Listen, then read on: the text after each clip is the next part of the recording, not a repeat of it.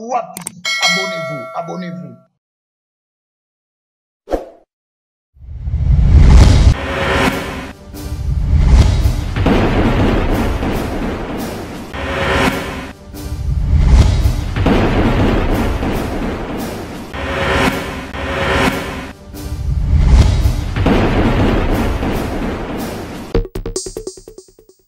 Bonjour à tous et bienvenue dans votre chaîne MJ Télévision avec cette émission Analyse populaire. Analyse populaire est une émission où on analyse vraiment l'actualité où ils ont collègues à l'actualité où ils ont collègues na libanda ya mboka. Donc avant la émission on a fait ça bakotenanga mais moko la première dame d'Orléans madame Mami Wanjakote ya papa Bicha et puis ba mbote belé na cordon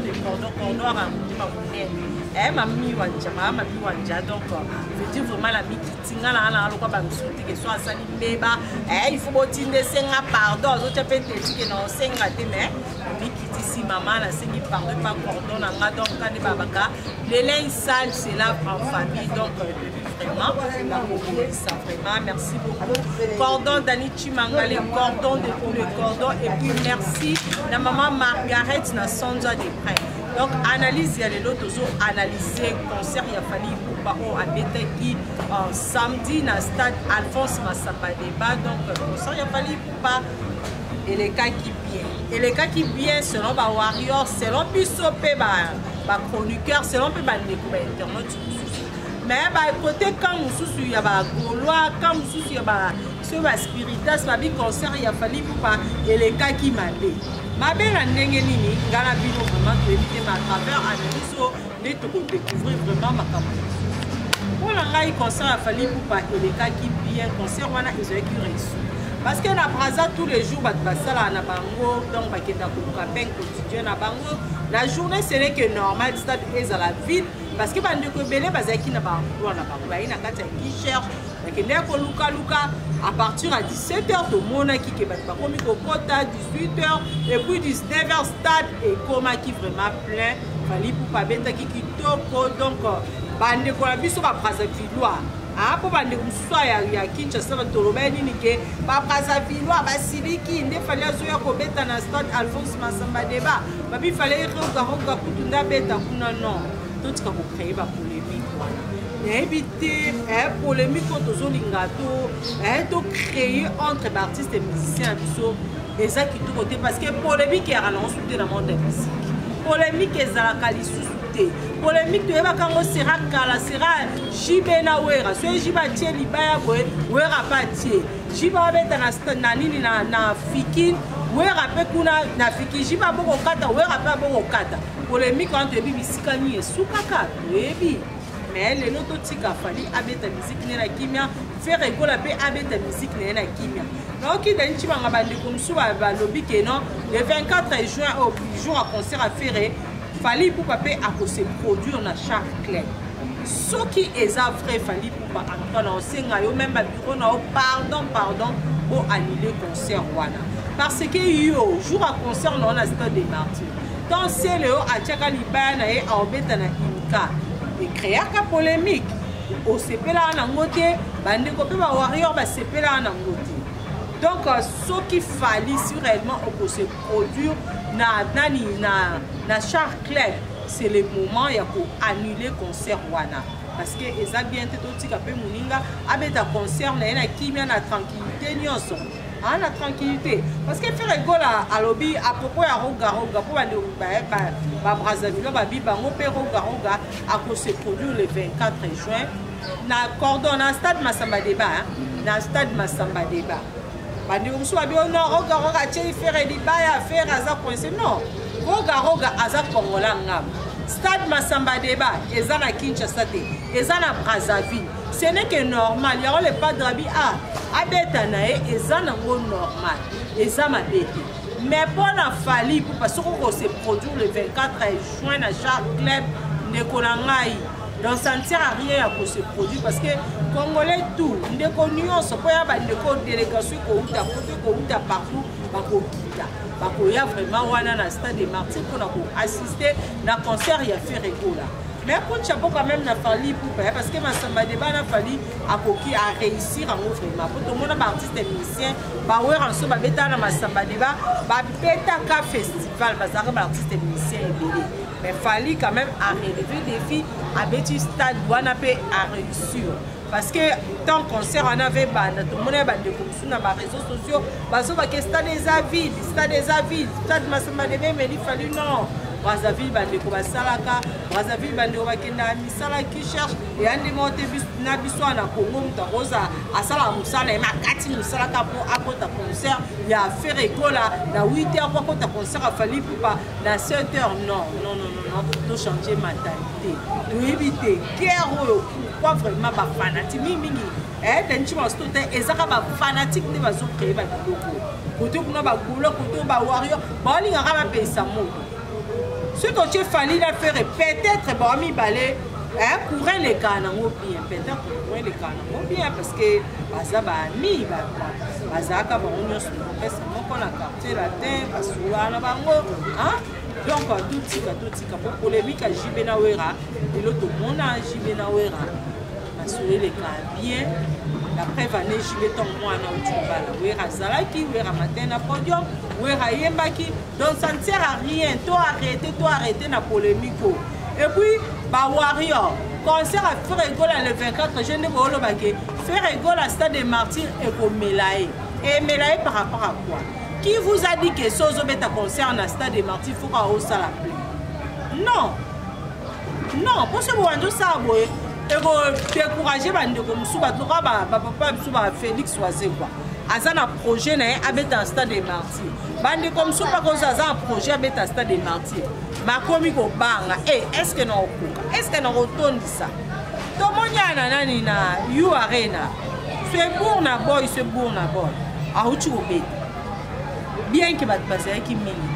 On a l'essentiel à bêti na You Arena et puis combo na et koma miwana. Donc polémique dans monde de la musique et ça la surtout ba Nicolas ba Warrior le bi la vane place moko na moni façon bazo critiquer et ça linga parce nga bien congolais alinga ne connaît congolais linga ne connaît congolais Ferré asa ampia kana stade Fali asa ampia kana masamba deba ya bino nini na kati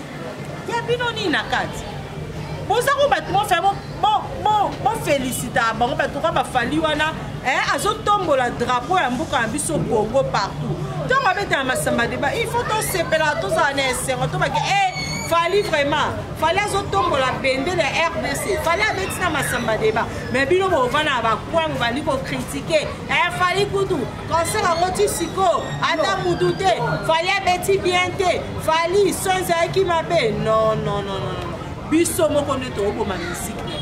Biso mo ba congolais to bo ma musique. Ya mo ba Nigérien le lolo ba Ivoirien ba komi ko le kabiso ba mo ba zala ki puta tete. Ba ko mo le kabiso pourquoi ko biso mo ne toujours créer division. Biso mo ne toujours créer ba polémique zangatina. Ba bi ke ba Ivoirien ba sika. Parce que tout le temps, chaque jour ba za na page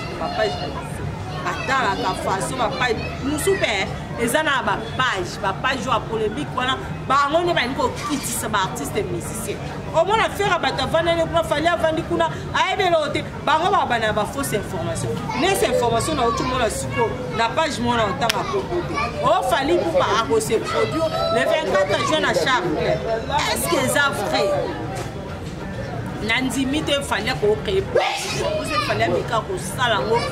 il y aura des morts pour écrire bitumba dans jour wana les assom pour ba gola pe ba olinga bongote et comment concert à faire mettre un Stade des Martyrs ba golanda mubake kuna na nini na chaque club pour la créer des ordres kuna pe kota quand fali bezala ba Warrior ndamu ba longwe ba na Stade des Martyrs pour créer des ordres en tout cas ba chef donc ba ndikola biso autorité mboka bo permettre eloko esa maté faire à sa futaki mbongo na administration et Stade des Martyrs concert à faire égola et les kana kimia neka ba organisateur ba administrateur Stade des Martyrs ba ke concert les kana kimia ba li des ordres te ba li ko kate muta kwea ba ko kate muta kufa nyonso les kana kimia papa abiso gouverneur ya ville à Kinshasa son excellence gentil Ngobila Mbaka pour permettre Tefali Poupa avec les 24 jours de stade des martyrs. Parce que il y aura des morts. Pour que tu faire à Sobete, comme on voit guerre à Nani, Jibe Nawera, Jibe na podium à Yanani, Yabralima, Wera na podium à Yabrakongo. Tu es bien dernier, ça, Bakufaka, bon, pour les lots, tu as un monde qui est lot. Faire à Zobeta, Kuna, fallait Zobeta Koto. Mais maintenant, on coufa, tu vas pas, on coufa. Ezala kutu ezala makutu te bakondambo ezala matamu kete donc babiro fali pupa bopesa fali pupa concert mpona concert wana soki kozande na moni na page wana donc fali anile yango polémique mama miwanja niveau ezokendele yango te baartiste na biso bango bazana problème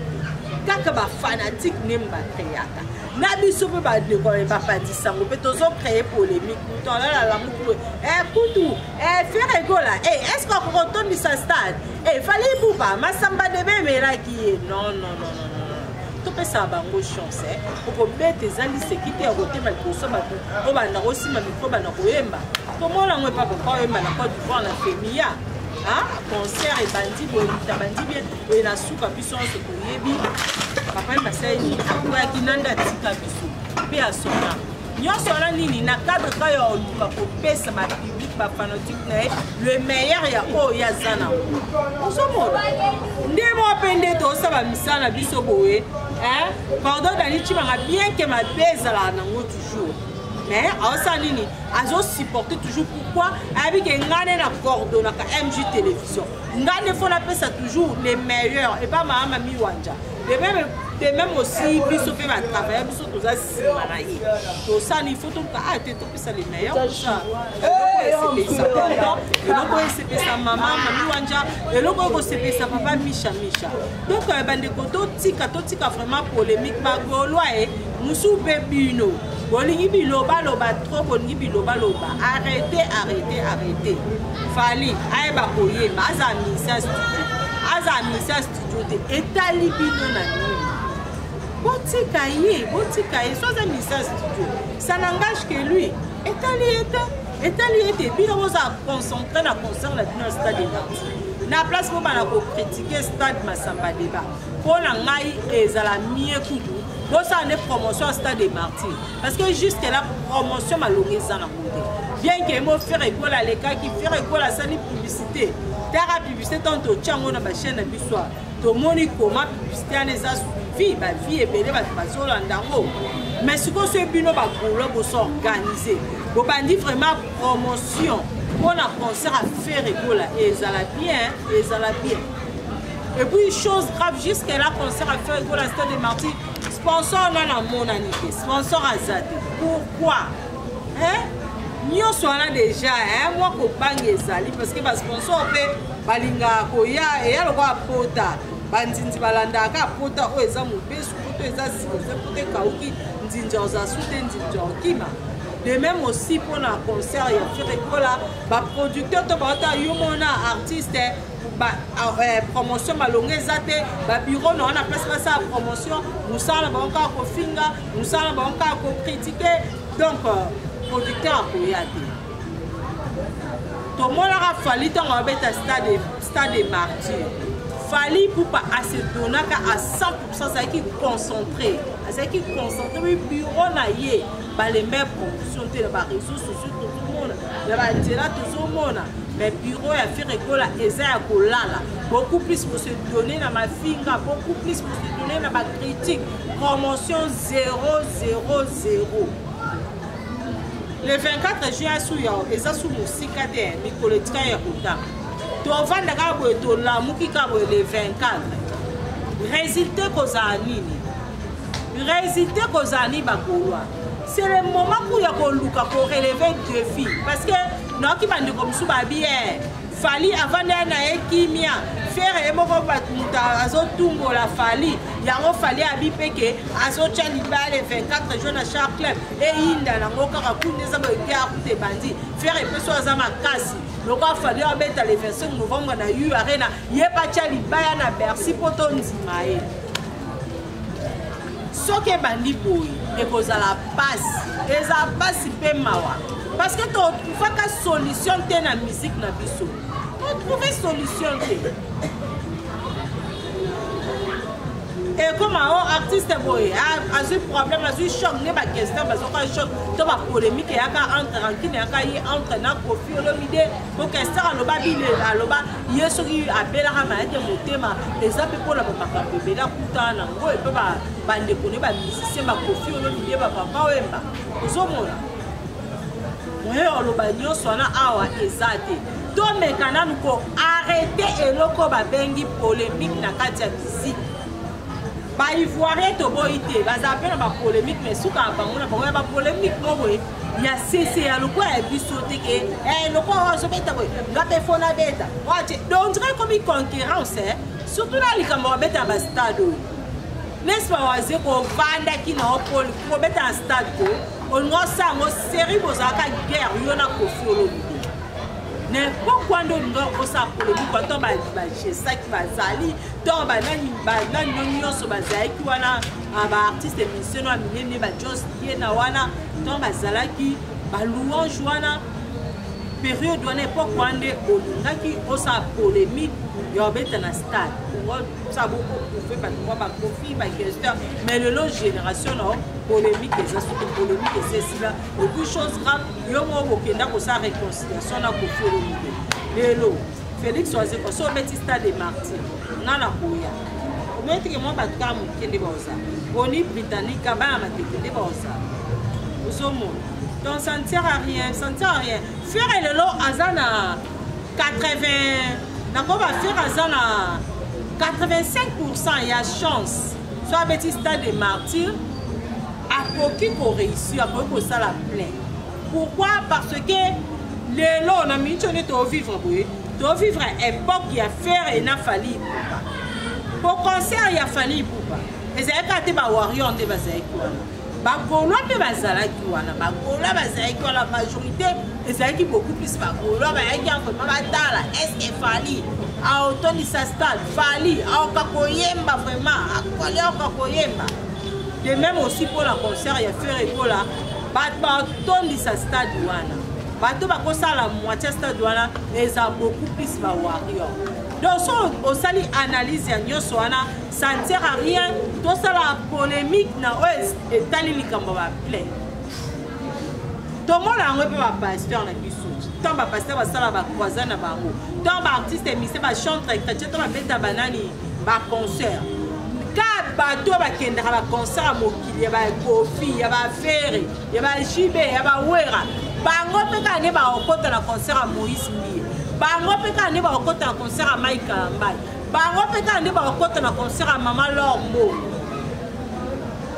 dans polémique ezala lango souté musique polémique na musique congolaise et c'est si le kufa kala polémique to eba kango série ya Wera na JB ba polémique banda ko renye makasi de polémique ya lango pour ce total il peut bien sur 100% ba warrior et belé mi ba uta bazaka ba Koffi musu pe bazaka ba fanatique à vivre la musique musu ba fanatique à Kester ay nyonso ba sangani ba tete génération sika kilelo to comme ba warrior côté ba faire école ndé moko ba fanatique ya BCBG ba fanatique à maison mère o fanatique à utina nani et na quartier la terre ba nyonso na pe ba ye ba komi ba kuba et ça bongo pour vous dire que polémique est à la soute, même si on est au sabbat émission de nous. Donc polémique est à la soute. Pour ça, c'est polémique nous Hollanda, mais Azana et B. Donc, nangalo baka pour la nino actualité on a autre chose un concert il a fallu pour le 24 juin, ça ne sert à rien. Ça ne sert à rien au tient le 24 juin. Et aussi maté. Ceux qui ont warrior de vous créer des locaux wana. Il fallait pour mettre les 24 juin à chaque club. Donc ça ne sert à rien arrêter. Quand on a fait autant de tchèques les 24 tant que tchèques qui est pas qu'on se produit na Imka. Tout le monde a créé des ordres, tout le monde a créé des polémiques. Donc ça ne sert à rien. Donc on a il y a analyse na biso concert il a fallu pour pas les cas qui bien bien donc fali pour pas un problème na roga te to moni ku fali pour panda zaina Brazzaville akangi pe photo na roga pona ko la kisake roga aza problème na fali te fali pe aza problème à roga te parce que roga a signé déjà contrat na yeke peut-être les 24 jours so mon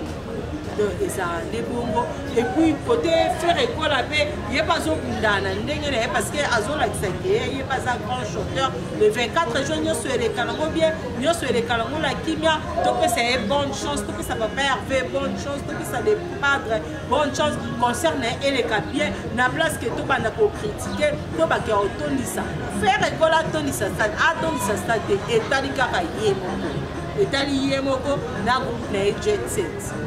Donc, on a qui n'a pas koloba pour un concert, il y a fallu pour pas pour un concert faire école le 24 juin, il y a moi na politique, il y a potanga, bagolo se mobiliser donc moi promotion et ça la bien même bagolo boza apporter pour na biki bokoya. Ah donc on se mobiliser vraiment pour un concert pour il y a faire école le 24 juin, tout ningi concert wana et les bien concert wana et les vraiment. En tout cas, tu commis vraiment parce que cordon d'Anichima ça a signé tu commis à Souka. Merci na Bilonion sur Bolanda qui biso merci. Dans la première dame d'Orléans, Madame Mami Wanjamoudi, ma papa Micha. Merci na maman Margaret, na pas de Sonza des mains. Merci beaucoup. Merci na Rigen Chipapa Joe. Merci na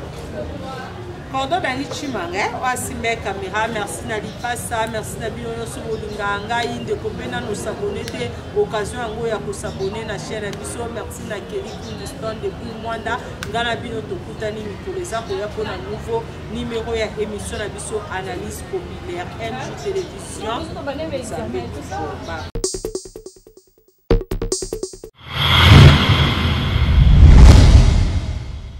MJ TV, vitesse wapi,